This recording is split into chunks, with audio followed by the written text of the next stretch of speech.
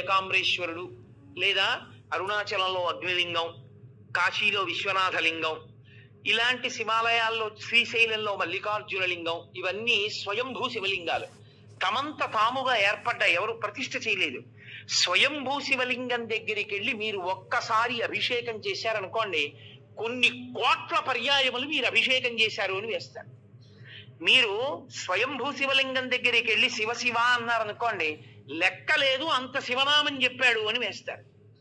స్వయంభూలింగం దగ్గర మీరు ఏది చేసినా దానికి వచ్చేటటువంటి ఫలితమును చెప్పుట సాధ్యము కాదు. అది స్వయంభూలింగం.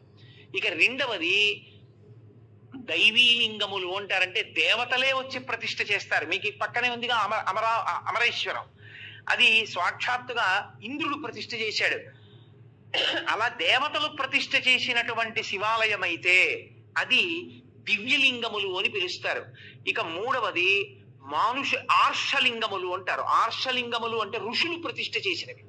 ఋషులు ప్రతిష్ఠ చేసిన శివాలయం దగ్గరికి వెళ్ళి, శివలింగం దగ్గరికి వెళ్ళి మీరు ఏదైనా ఓ పూజ చేశారనుకోండి, 1,00,000 మార్లు చేసినట్లు మీ ఖాతాలో వేస్తారు. ఓ మారేడుదలం ఋషి ప్రతిష్ఠ చేయబడిన అగస్త్య ప్రతిష్ఠ శివలింగము అన్నారనుకోండి, మీరు బిల్వదళం వేశారనుకోండి, 1,00,000 మార్లు వేశారని గుర్తు. అందుకే తీర్థయాత్ర, యాత్ర చేసేటప్పుడు గురువు గారితో చెయ్యండి అని ఎందుకంటారో తెలుసా? ఈ తేడా తెలియడానికి. లేకపోతే అక్కడ నువ్వు గిరగిరా తిరిగి వచ్చేస్తే ఏమి సంపాదిస్తావు అక్కడికి వెళ్ళి? ఒరే, దానికి బ్రహ్మసూత్రం ఉందిరా, కాస్త తేనె పోయి కుండీలో 10 రూపాయలు వేయరా, ఇంకొక మాట సాష్టాంగం చేయరా అని గురువు గారు చెప్తే కదా నువ్వు ఫలితం పొందేది. నీకు బ్రహ్మసూత్రం అంటే తెలియదు, శివలింగం మీద గీత ఎందుకుందో నీకు తెలియకపోతే నువ్వు వెళ్ళి కూడా ఏం చేసుకుంటావు ఆ క్షేత్రానికి? అందుకని గురువుతో వెళ్ళండి తీర్థయాత్రకి అనడానికి కారణం అక్కడ వచ్చింది. కాబట్టి ఆర్షలింగము ఋషి ప్రతిష్ఠ. రాక్షసలింగములను ఉంటాయి, వాటికి పూజ చెయ్యకూడదని నియమం ఉందని మీరు అనుకునేది తప్పు. రాక్షసులు ప్రతిష్ఠ చేస్తారు. రాక్షసుల చేత ప్రతిష్ఠింపబడినటువంటి లింగం దగ్గరికి వెళ్ళి పూజ చేస్తే 10,000 రెట్ల ఫలితాన్ని ఇస్తారు. మానుషలింగములు అంటారు. మనుష్యులు ప్రతిష్ఠ చేసినటువంటి శివలింగాలు. ఇదిగో ఇప్పుడు ఇక్కడ ఉన్నటువంటి దేవాలయంలో ఉన్నటువంటి శివలింగం. అటువంటి శివలింగాలు మీరు దర్శనం చేసుకుని, అభిషేకం చేసుకుని, పూజ చేసుకుని మీ భక్తి చేత ఇతోధికంగా దాన్ని పెంచుకోవాలి. బాణలింగము అని ఒక లింగం. బాణలింగము నర్మదా నది ప్రవాహమునందు నీటి ఊరిపిడికి రాళ్లు శివలింగాలుగా మారుతాయి. వాటిని బాణం అంటారు. అసలు నిజంగా పంచాయతనంలో బాణమే ఉండాలి. అంటే బాణలింగము అంటారు. ఆ బాణలింగం సృష్టిలో తనంత తానుగా నీటి ఊరిపిడికి వస్తుంది. అలాగే చిట్ట చివర వచ్చేటటువంటిది దైవీలింగము. ఇందాక నేను మీతో మనవి చేశానే, అరకు లోయలో పడితే వస్తుంటుంది శివలింగం అని. అలా వచ్చినటువంటి శివలింగాలు. శివలింగాలు ఇన్ని రకాలుగా వస్తాయి. కారణం ఏంటంటే కేవలము మనుష్యుల్ని ఉద్ధరించుట కొరకు. మీరు ఒక శివలింగం దగ్గరికి వెళ్ళి చేసినటువంటి ఉపాసన మీకు అంత శక్తినిస్తుంది. అందుకే ప్రత్యేకంగా కోరి కోరి కోరి కోరి వెడతారు తీర్థయాత్ర. వెళ్ళి అక్కడక్కడ ఉండేటటువంటి శివలింగాల్ని దర్శనం చేసుకుని తిరిగి వస్తుంటారు. కారణం ఏమి అంటే ఇదే ప్రధానమైనటువంటి కారణం.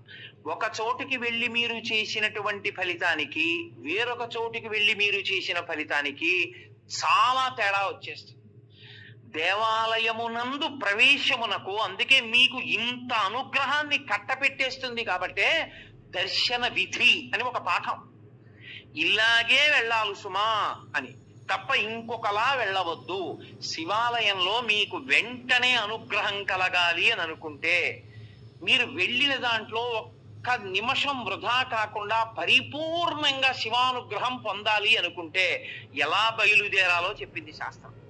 త్రిపుండ్రములను ధరించి బొట్టు పెట్టుకుని, పంచ కట్టుకుని, ఉత్తరీయాన్ని తీసి నడుముకి బిగించుకుని, మీద ఉత్తరీయం వేసుకోకుండా శివాలయం బయటే చెప్పులు విడిచిపెట్టి కాళ్ళు కడుక్కుని, కుడికాలు ముందు పెట్టి లోపలికి వెళ్ళి మొట్టమొదట రాజగోపురాన్ని చూసి, తర్వాత శివాలయ గోపురాన్ని చూసి, అప్పుడు మీరు శివాలయం దగ్గరికి వెళ్ళి నంది దగ్గర మాత్రమే మీరు ప్రదక్షిణాన్ని ప్రారంభం చేయవలసి ఉంటుంది. కాబట్టి నందీశ్వరుడి దగ్గర ప్రదక్షిణాన్ని ప్రారంభం చేసి వెళ్ళేటప్పుడు దేవాలయంలో మహామంటపము, అర్ధమంటపము, ముఖమంటపము అని 3 మంటపాలు ఉంటాయి. ఈ 3 మంటపాలు దేనికి గుర్తు అంటే స్థూల సూక్ష్మ కారణ శరీరములకు గుర్తు. ఈ 3 శరీరములను నేను అధిగమించేటటువంటి అదృష్టం నాకు కలగాలని కోరుకోవడం ముఖమంటపాన్ని మహామంటపాన్ని అర్ధమంటపాన్ని ముఖమంటపాన్ని దాటాలి. దాటేటప్పుడు శివాలయానికి ప్రదక్షిణం చేస్తే ఒక్క మారు చేస్తే చాలు, 3 మార్లు చేస్తే విశేషం. ఎందుకని 3 మాటలు? భగవాన్ రమణ మహర్షి ఎందుకు గిరి ప్రదక్షిణం చెయ్యాలి అన్నదానికి చెప్తుండేవారు. అంటే మీరు ప్రదక్షిణం చెయ్యడానికి కాళ్ళు కదుపుతుంటే మీ పాపములు కాలిపోతాయి. మీరు ఏ కోరికతో అలమటిస్తున్నారో ఆ కోరికలు ఇవ్వబడతాయి. మీరు ఏ కోరిక లేకుండా ప్రదక్షిణం చేస్తుంటే అంటే జన్మాంతరములందు చేసిన పాపములు కూడా కాలిపోతాయి. ఆఖరి ఊపిరి దగ్గర పాపపుణ్యములు లేని స్థితి కల్పించి మోక్షం ఇవ్వబడుతుంది. ప్రదక్షిణం, అందుకు శివాలయ ప్రదక్షిణం. నేను కాదు, స్కందంలోంచి సాక్షాత్ భగవాన్ రమణులు చెప్తుండేవారు కూర్చోబెట్టి ఎందుకు గిరి ప్రదక్షిణం చెయ్యాలో.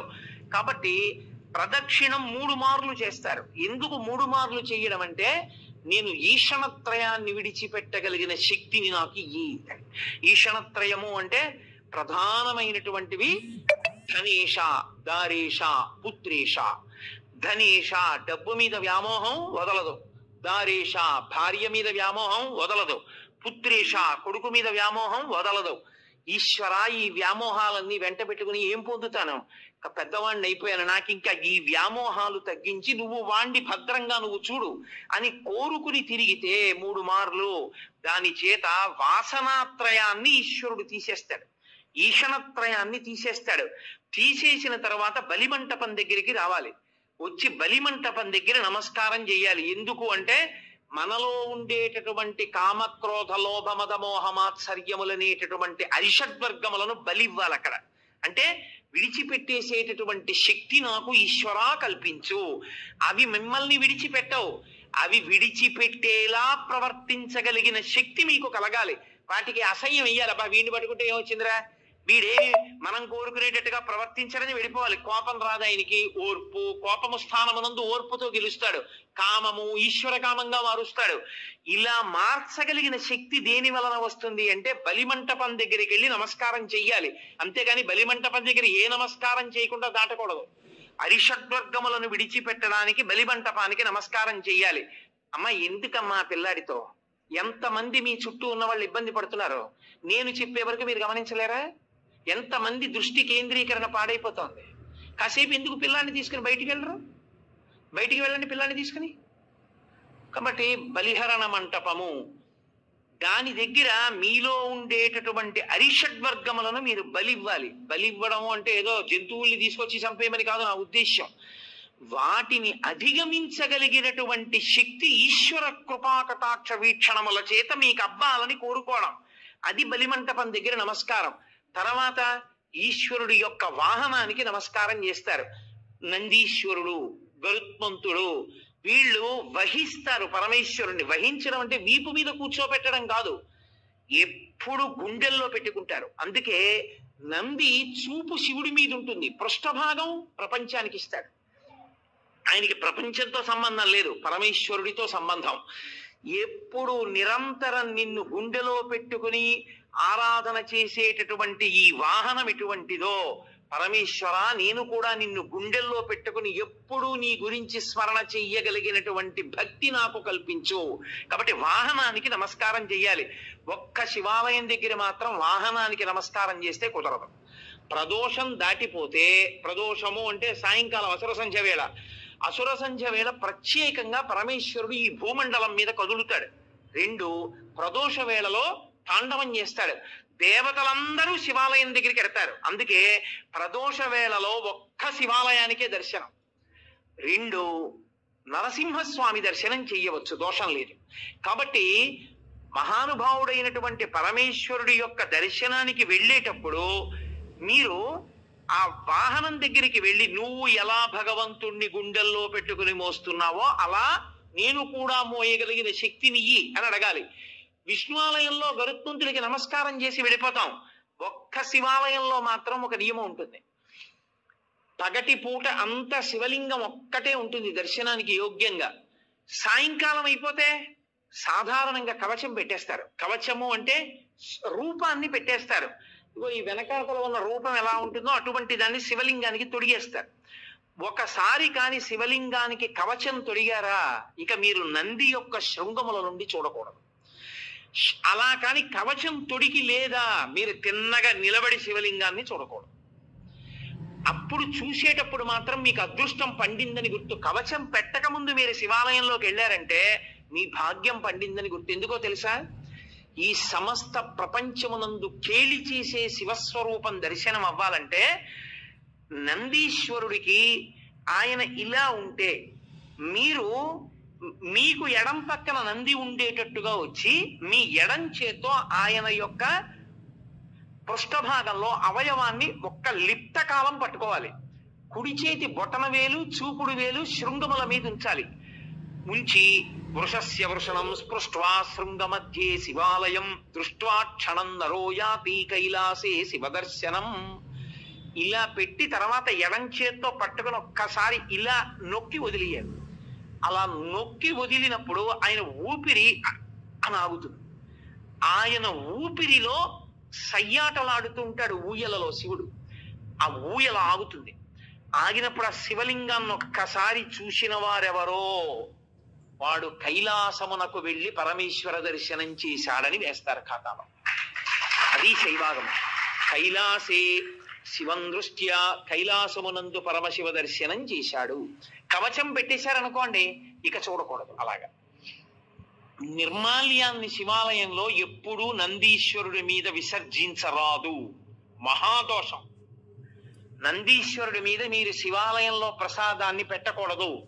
మారేడు దళాలు కాని పువ్వులు కాని మీకు ఇచ్చిన వాటి మీద కాని నంది మీద పెడితే అనేక రకములైన పాపములు మిమ్మల్ని చుట్టుకుంటాయి. ఎందుకో తెలుసా? శివాలయంలో ప్రసాదాన్ని శివాలయంలో వదిలిపెట్టి మీరు వెళ్ళకూడదు. ప్రసాదం అంటే అనుగ్రహం, మీరు తీసుకెళ్ళాలి. కానీ ఎలా తీసుకెళ్లాలన్న దానికి మాత్రం నియమం ఉంది. శంకరాచార్యుల వారు సౌందర్యలహరి చేస్తూ చెప్తారు, నివృత్యై చండాంశ త్రిపురహర నిర్మాల్య విముఖై అంటారు. చండీశ్వరుడు మనలాగే మనుష్యుడిగా పుట్టాడు. అపారమైన శివభక్తితో శివ కుటుంబంలో ఒకడయ్యాడు. అయి ఆయనకి పరమశివుడు వరం ఇచ్చాడు. లోకంలో ఎవరికైనా సరే నియమం ఒకటి ఉంటుంది. వారి యొక్క ఉచ్ఛిష్టాన్ని వారి యొక్క శేషాన్ని తినేటటువంటి అధికారం ఎవరిది అంటే భార్యది.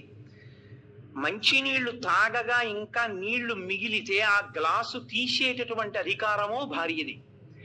తన విస్తట్లో భోజనం చేసిన తర్వాత మిగిలిన పదార్థాన్ని తినడానికి అధికారం ఉన్నది భార్యయే. ఇతరులకు ఎవ్వరికి అధికారం లేదు. అలా ఒక్క భార్య తినాలి. పరమశివుడు లోకమునకు మొట్టమొదటి మహానుభావుడు అయినా కూడా ఆయన చండీశ్వరుడికి ఒక వరం ఇచ్చాడు. నేను తినగా మిగిలినదేదో అది పార్వతి కూడా ముట్టడానికి వీల్లేదు, నువ్వు తింటావు. కాబట్టి నివృత్యై చండాంశ త్రిపురహర నిర్మాల్య విముఖై.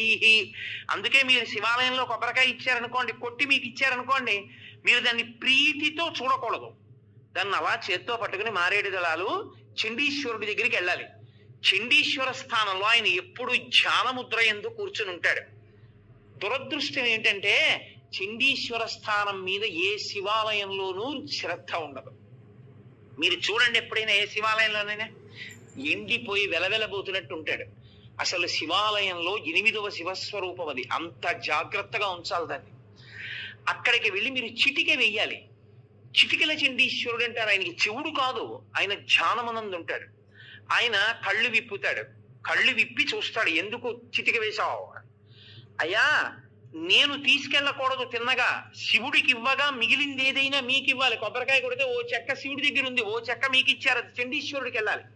కానీ ప్రసాదంగా తీసుకెడదాం అనుకుంటున్నాను, మీరు అనుగ్రహించండి, ఇలా చూపించాలి. మీరు పట్టికెడుతున్న దాంట్లో ఏదో కొద్దిగా అలా చూపించాలి. చూపిస్తే ఆయన చూసి సంతోషిస్తాడు. తీసుకో, నేను ఇచ్చాను నీకు ప్రసాదం అంటాడు. ఇప్పుడు చండి ముఖంగా మీకు ప్రసాదం రావాలి.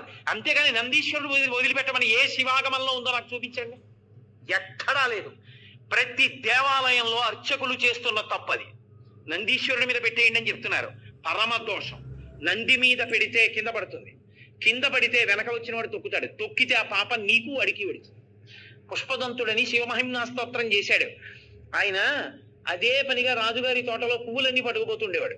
పట్టుకుపోతుంటే కనపడేవాడు కాడు గంధర్వుడు. రాజుగారికి కోపం వచ్చి, వీడిని పట్టుకోలేకపోతున్నాం, శివాలయంలో వాడినటువంటి పువ్వులు తెచ్చి చల్లండి కింద ఆకులు, వాడు రాత్రి వచ్చి తొక్కుతాడు, వాడి శక్తి పోతుంది అన్నాడు. చల్లేశారు. ఆయన తెలియక భూమి మీద దిగాడు పూల తోటలో. తొక్కగానే ఆయన శక్తి పోయింది, పట్టుకుని బంధించారు. అప్పుడు ఆయన శివమహిమ్నా స్తోత్రం చేశాడు. నందీశ్వరుడి దంతాల మీద ఉంటాయి ఇప్పటికీ ఆ శివమహిమ్నా స్తోత్ర శ్లోకాలు.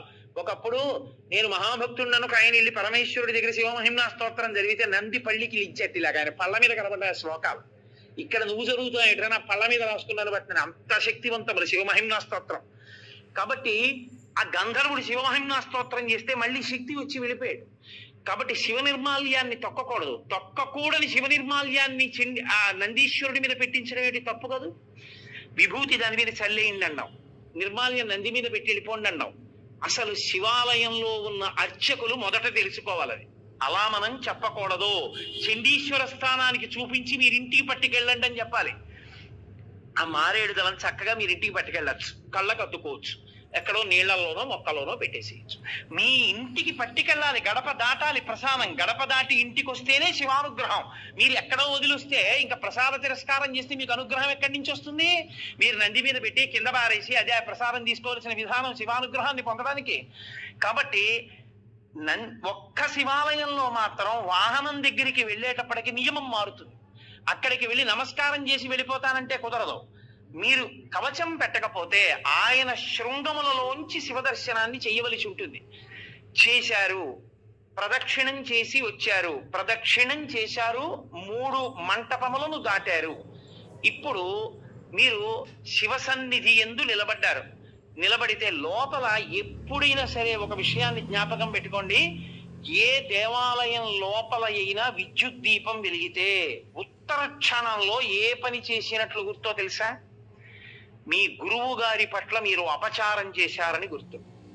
మీ గురువుని తిరస్కరిస్తే, మీ గురువుకి అపచారం చేస్తే, మీ గురువుని విమర్శిస్తే, మీ గురువుని చులకన చేస్తే ఏ దోషం వస్తుందో అంతరాలయంలో విద్యుత్ దీపం పెడితే అదే దోషం వేస్తారు. అందుకే మీరు ఇప్పటికీ చూడండి, ఏ పెద్ద పెద్ద గుళ్ళల్లోనూ ఎలక్ట్రిక్ లైట్ వేయరు. ఎందుకు వెయ్యరో తెలుసా?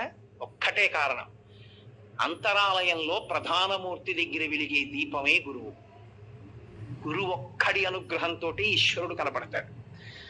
ఆయన అక్కర్లేదని తీసేస్తే త్రిశంకుడు అయిపోయినట్టు గుర్తు. నాకు ఆ దీపపు కాంతిలో కనపట్టలేదు, నేను ఎలక్ట్రిక్ లైట్ పెట్టుకుంటానంటే నువ్వేం గురువా, నువ్వు మాకు అక్కర్లేదని చెప్పి ఇంకొన్ని పెట్టినట్టు లెక్క. ఆ అంతరాలయమునందు వేరొక దీపము, విద్యుత్ దీపం ఉండరాదు, ఒక్క నూనె దీపమే. ఆ దీపాలు కావాలంటే గుత్తి దీపాలుగా దింపుతారు, ఒత్తి పెద్దది చేస్తారు మూర్తి దగ్గరికి వచ్చే. మీరు అందుకే మన ఆంధ్రదేశంలో ఏముందండి, శాస్త్రం పాటించేవాడేడి. మీరు దక్షిణ దేశం వెళ్ళండి, ద్రవిడ దేశం ప్రత్యేకం. ఏ దేవాలయంలో ఎలక్ట్రిక్ ల్యాంప్ లేదు. అర్చకులు ఒళ్ళు చెమటలు పట్టేసి ఇలా కారిపోతున్నా సరే వాళ్ళు పెద్ద పెద్ద ఒత్తేసి ఆ ఒత్తులలోనే వెలుగుతుంటాయి. ఆ ఒత్తులలో వెలుగులోనే చూస్తారు. దాని అర్థం ఏంటో తెలుసా? ఆ దీపమే గురువు. గురువు ఇంకెక్కడో ఉండడు. మీ గురువు గారు ఎక్కడున్నారు అంటే అంతరాలయంలో ఉన్న దీపంలోనే మీ గురువు గారు ఉంటారు. ఆయనే గురువుగా చూస్తారు. అందుకే దేవాలయానికి వెళ్ళినప్పుడు ఈశ్వరుడు ఒక్కడే కాదు, గురు దర్శనం కూడా అవుతుంది. ఓ గురువర్య, మీ మాటల వలన, మీ అనుగ్రహము వలన, మీ అనుగ్రహ కాంతులలో నాకు ఈశ్వర దర్శనం అవుతోందని దర్శనం చెయ్యాలి. అందుకే నూనె దీపం, నెయ్యి దీపం తప్ప విద్యుత్ దీపం వాడడం అనేటటువంటి మాటే లేదు శాస్త్రాల్లో. అందుకే ఈశ్వర ప్రధానమూర్తిని చూడగానే రెండిటిని మనసులో స్మరించాలి. ఒకటి గురువు, 2 ఈశ్వరుడు. ఇద్దరిని స్మరించాలి. స్మరించి నమస్కారం చేయాలి. ఉత్తర క్షణంలో మీకు అనుగ్రహం గురువు ద్వారా కృప చేయబడుతుంది. మళ్ళీ దీపపు కాంతి ద్వారానే మళ్ళీ మీకు ఆ కన్నులకు ఆ దీపపు కాంతి ద్వారానే మీకు ఈశ్వర కటాక్షము గురుముఖంగా ప్రసరిస్తుంది. అందుచేత దేవాలయమునందు దర్శన విధి, ఈశ్వరుణ్ణి దాటి వెళ్ళడానికి ఇక ద్వారం ఉండదు. మనుష్య జన్మ యొక్క చిట్ట చివరి ప్రయోజనం ఆయన్ని చేరడమే, ఆయన్ని దాటడానికి ఇంకేం లేదు. అందుకే పృష్ఠభాగంలో అంతరాలయానికి ఇక ద్వారం ఉంచరు. అంతరాలయంలో ఉన్న పరమేశ్వరుడికి సమర్పణం చేసినప్పుడు ముచిక నుంచి తనంత తాను విడినవి ఇవ్వాలి. ఏవవి? పళ్ళు. కాయ ఇవ్వకూడదు దేవాలయంలో. ఎందుచేత అంటే ఈశ్వరుణ్ణి ఎప్పుడు అడిగినా పండిపోవడం ఒక్కటే అడగాలి. ఈశ్వరుడు మీకు ఫలప్రదాత, మీకాయన ఫలం ఇవ్వడానికి మీరు ఆయనకి ఫలం ఇవ్వాలి. ఆయనకి కాయలు ఇవ్వడం దోషం, ఆయనకి ఫలాలు ఇవ్వాలి. కాయలు ఎవరికి ఇవ్వాలి? అర్చకుడికి ఇవ్వాలి. మీ ఇంట్లో అరటి చెట్టు కాసింది అనుకోండి, 4 అరటికాయలు అర్చక స్వామికి ఇవ్వాలి, 4 అరటి పళ్ళు ఈశ్వరుడికి ఇవ్వాలి. 2 అగరత్తులు ఇవ్వండి, 3 కర్పూరం బిళ్ళలు ఇవ్వండి, 4 తోలపాకులు ఇవ్వండి, 2 వక్కలు ఇవ్వండి, అథవా ఓ బెల్లంగడ్డ తెచ్చి ఇవ్వండి. తప్ప కాయలు పట్టుకొని దేవాలయ ప్రవేశము చేయరాదు. నేను యథార్థంగా మీకు ఆగమంలో ఉన్న విషయాలు మాట్లాడుతున్నాను. అలా ఎవరు వెళ్ళి దేవాలయానికి నమస్కారం చేసుకుని బయటికి వచ్చి ఒక్క క్షణం కూర్చోవాలి. కూర్చుని మీరు ఏం చూశారో దాన్ని స్మరించాలి. మిగిలినవన్నీ ఎలా ఉన్నా తప్పకుండా దేవాలయంలోంచి బయటికి వచ్చేసేటప్పుడు మనసులో ఒకటి నిలబడాలి. ఆ పక్కన వేలాడుతున్నటువంటి దీపంలో పక్కకి ఉన్న పెద్ద ఒత్తి దాని వెలుతురు, ఆ వెలుతురులో ఈశ్వరుడు చూడాలి. ముందు గుత్తి దీపం, ఒత్తికున్న జ్వాలలో ఈశ్వరుడు. ఇప్పుడు గురువు గారి పాదములు, గురువు గారి అనుగ్రహముగా ఈశ్వరుడు. మీరు సర్వశ్రేయస్సులు పొందేస్తారు. కళ్ళు మూసుకుని ఆ దర్శనం చేసి బయటికి రావాలి. అది ఏ గురువు అనుగ్రహంతో గుడివేపుకి నడిచారో ఆ గురువు అనుగ్రహంతో ఈశ్వర దర్శనం చేసి కృతజ్ఞత చెప్పి పైకొచ్చినట్టు. కాబట్టి ఒక దేవాలయ దర్శన విధి ఈశ్వర దర్శనమునందు తెలిసి చేయి, తెలియక చేయి. నువ్వు వెళ్ళేటప్పుడు శివాలయంలో ప్రదక్షిణం చేస్తూ మెల్లగా ఓం తత్పురుషముఖాయ నమః, ఓం మఘోరముఖాయ నమః, ఓం సద్యోజాతముఖాయ నమః, ఓం వామదేవముఖాయ నమః, ఓం ఈశానముఖాయ నమః అని 5 ముఖాలకి నమస్కరించి నువ్వు చక్కగా మౌనంగా ఆ చండీశ్వరుడికి చూపించి ప్రసాదం పట్టుకుని ఇంటికి వస్తే పరిపూర్ణమైనటువంటి శివానుగ్రహాన్ని నువ్వు పొందుతావు. ఆ శివానుగ్రహము వలన నీవు సాధించుకోలేనిదన్నది ఇంకా లేదు లోకం. ఏదైనా సరే నువ్వు పొందగలవు. చిట్ట చివరికి సరే, నాకు అది సభాముఖంగా చెప్పడం ఇష్టం లేదు, కానీ తరువుకొస్తున్న మృత్యువుని కూడా వాయిదా వేయించడానికి శివాగమంలో మార్గం చెప్పారు. అన్ని వేళలా నేను దాన్ని వాడుకోమని చెప్పను, కానీ తరువుకొచ్చేస్తున్న మృత్యువుని కొద్ది కాలం వాయిదా వేయాలంటే సుశిక్షితంగా ఉంటే ఆ శివాలయంలో ఒక అభిషేకం చేసి వాయిదా వేయచ్చు. శివాగమం చెప్పింది. ఖచ్చితం మేం చెప్తున్నాం ఇదే మార్గం, ఇది తప్ప వినా మార్గము లేదని చెప్పేసింది. అంత శక్తివంతము శివాలయం అంటే. ఆ శివారాధన చేసి చేసి చేసి చేసి చేసి శివస్వరూపులైపోతారు. అయిపోయి వారి చేత్తో ఒక పండిస్తే, వారి నోటితో ఒక మాట అంటే, అందున శివతత్వం ఎరిగిన వాడు అభిషేకం చేశారనుకోండి, ఆ తీర్థానికి ఉండే శక్తి అపారము. ఎందుకో తెలుసా? నా రుద్రో రుద్రమర్చయేత్. రుద్రుడు కాని వాడు రుద్రుడిని అభిషేకం చెయ్యకూడదు. శివతత్వము పరిపూర్ణముగా తెలుసున్నవాడు రమించిపోతూ శివాభిషేకం చేశాడనుకోండి, ఆ అభిషేక తీర్థమునందు శివశక్తి పరిపూర్ణంగా పట్టుకుంటుంది. తజ్జలాన్ అని ఈశ్వరుడికి పేరు. ఆ అభిషేక తీర్థమును నువ్వు పుచ్చుకోవడం అంటే సాక్షాత్ శివానుగ్రహము నీలోకి ప్రవేశించుటయే. అందుకే శివభక్తి తత్పరుడైన వాడు చేసిన అభిషేక తీర్థం, శివాలయంలో అర్చక స్వామి చేసినటువంటి అభిషేక తీర్థం, ఒకటిది భక్తి, వేరొకరిది దీక్ష వలన వచ్చిన శక్తి. ఈ రెండిటిది ఒకటే స్థాయి. అందుకే అభిషేక నాకు తెలిసి గోపాలకృష్ణ గారికి తెలుసు, నేను పేర్లు ఎందుకు చెప్పాలి. ఈ రాష్ట్రంలో ఒకానొక విభాగానికి అంతటికీ హెడ్ చేశాడు ఒక చీఫ్ ఇంజనీర్. ఆ రోజుల్లో ఉన్న ముఖ్యమంత్రి గారు ఆయన్ని సెలవులో వెళ్ళొద్దన్నాడు. నువ్వు సెలవులో పెడితే నీ ప్లేస్ లో ఎవరినో వెయ్యాలయా, వాడు ఫైల్ ఎలా డిస్పోజ్ చేస్తాడో నాకు భయం. నువ్వు జ్వరంతో ఉంటే ఇంటి దగ్గర ఉండి సంతకాలు పెట్టు, ముఖ్యమైన ఫైళ్లు చూసన్నారు. ఆయన ఇంటి దగ్గర ఉండి వైద్యం చేయించుకున్నారు. 104 జ్వరం, నెల్లాళ్ళైంది, తగ్గలేదు. ఒక గొప్ప శివభక్తుడు, ఆయన పరమ భక్తితో ప్రతిరోజు అభిషేకం చేసుకుంటారు. ఆయన దగ్గరికి వెళ్ళి అడిగారు. ఆయన అన్నారు, అన్ని మందులు మాని నా ఇంట కూర్చుని 42 రోజులు ప్రతిరోజు నేను అభిషేకం పూర్తయ్యేటప్పటికి తీర్థం పుచ్చుకోగలవా అని అడిగారు. పుచ్చుకుంటానన్నారు. 42 రోజులు పుచ్చుకున్నాడు. ఆయన పూర్తి ఆరోగ్యాన్ని పొంది మళ్ళీ డ్యూటీకి జాయిన్ అయ్యాడు. ఇప్పటికే ఆయన ఉన్నాడు చక్కగా, మా కాకినాడలోనే ఉంటారు. కాబట్టి శివాభిషేకమునందు శివతత్వమును జీర్ణం చేసుకున్న వ్యక్తి పరమ భక్తితో అభిషేకం చేస్తే ఆ శివలింగానికి తగిలి కింద పడుతున్నటువంటి నీటి యందు శివతత్వము ప్రవేశించి విశేష శక్తిని పొందుతుంది. కాబట్టి శివాలయము, శివానుగ్రహము, శివ దర్శనము అంత గొప్పవి. నిజంగా మీరు ఎంత భాగ్యవంతులో మీకు తెలియదు.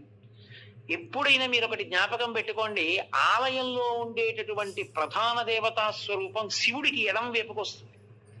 అలా రాకుండా దూరంగా జరిగి ముందుకు వచ్చి ఆయనకి అభిముఖంగా చూసింది అనుకోండి, విశ్వకుండలిని అని గుర్తు.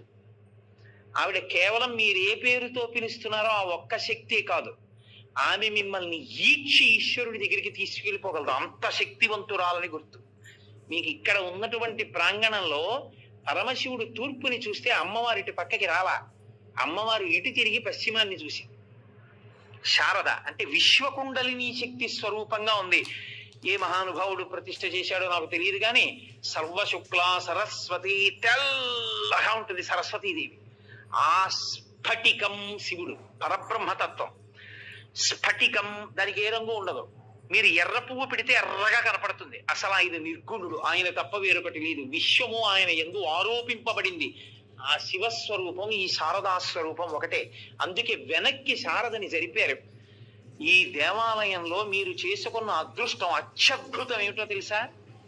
నవగ్రహ దేవాలయం.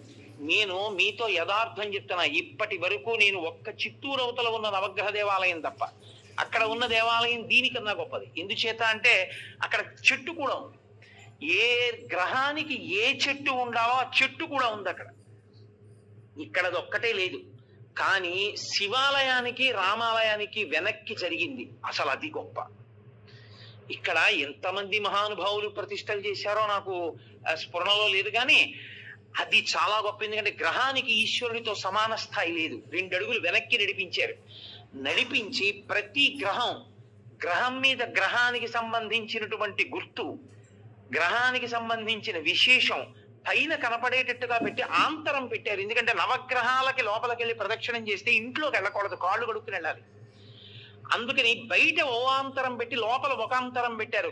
గ్రహ ఫలితాలు పొందాలనుకున్న వాళ్ళు లోపలికి వెడతారు, ప్రదక్షిణంగా వెళ్ళిపోదాం అనుకున్న వాడు ఇంటికి వెళ్ళి కాళ్ళు కడుక్కోలేక్కర్లేదు, వెళ్ళిపోవచ్చు. వెళ్ళిపోవడానికి వీలుగా పెట్టారు. అన్నిటికన్నా గొప్పదేదో తెలుసా? శివాలయం విష్ణువాలయం యొక్క నీడ ఒక్క చోట పడేటట్టుగా ఉండి ప్రదక్షిణం చేస్తే వాడు సాక్షాత్తుగా కాశీ క్షేత్రం లాంటి క్షేత్రాల్లో ప్రదక్షిణం చేయడంతో సమానం. 2 నీడలు పడాలి. మాకు కాకినాడలో ఉన్నాయి అలా 2 దేవాలయాలు. ఇక్కడ విష్ణు స్వరూపం రామచంద్ర ప్రభు, రామచంద్ర ప్రభు యొక్క ఆలయం, ఆ పక్కన శివాలయం 2 ఉన్నాయి. రెండిటి మధ్యలోంచి ప్రదక్షిణం చేస్తారు. శివ దర్శనం చేసి రామదర్శనం చెయ్యాలి. అంత గొప్ప అమరిక. అసలు ఆ కళ్యాణ మంటపం ఒక అద్భుతం. ఆ కళ్యాణ మంటపం మీద 27 నక్షత్రాల యొక్క గుర్తులు. అవి నిజంగా మీరు చూస్తే ధన్యులు. మీ పిల్లలకి చూపిస్తే ఎందుకో తెలుసా? మృగశీర్ష నక్షత్రం ఆకాశంలో ఎలా ప్రకాశిస్తుందో, హస్త నక్షత్రం ఎలా ప్రకాశిస్తుందో భాద్రపద మాసంలో, అవన్నీ నక్షత్ర శాస్త్రం చదువుతుంటే అబ్బా అలా ఉంటుందా నక్షత్రం ఆకాశంలో అనుకుంటాం. అవి ఎలా ఉంటాయని చెప్పబడిందో 27 నక్షత్రాలు అలాగే చెక్కారు అక్కడ. నేను ఒక రోజు 2 గంటల చుట్టూ తిరిగి చూశాను. 27 నక్షత్రాలని యథాతథంగా పెట్టారు. పెట్టి 27 నక్షత్రాల్లోంచి 12 రాసుల్ని తీసుకొచ్చారు. 12 రాసుల కింద కళ్యాణ మంటపం తీసుకొచ్చారు. నేను పొద్దున్నే అడిగా, ఇక్కడ కళ్యాణం చేస్తారా అని అడిగా. ఆ కింద కళ్యాణం జరుగుతుండగా చూస్తే సమస్త గ్రహదోషములు తిరిగిపోతాయి. అసలు ఆంధ్రదేశంలో అపూర్వమైనటువంటి దేవాలయ సమ్మేళనాల్లో ఈ ప్రాంతం ఒకటి. అందుకే నేను గుంటూరు రావడం అంటే అంత సంతోషంగా వస్తాను. దీన్ని హరిప్రసాద్ గారు కాదు, మీ అందరూ కూడా నడుం కట్టి పరిరక్షించుకోవాలి. చక్కగా ఈ దేవాలయంలో ఉన్న శక్తిని మీ అందరూ కూడా అనుభవించాలి. అనుభవించి దేవతల యొక్క అనుగ్రహాన్ని పరిపూర్ణంగా మీరు పొందగలగాలి. అంత గొప్ప క్షేత్రం, అంత గొప్ప వైశిష్ట్యం కలిగినటువంటి స్థానములు. అటువంటి బిల్వవృక్షం వెనక మేడి చెట్టు, గోశాల, ఇన్ని ఏకకాలంలో ఉన్న దేవాలయం ఎక్కడుంది? అసలు యథార్థానికి నాకు ఇక్కడ వసతి గృహంలో ఉండడాన్ని ఎంతో ఇష్టపడేవాడిని.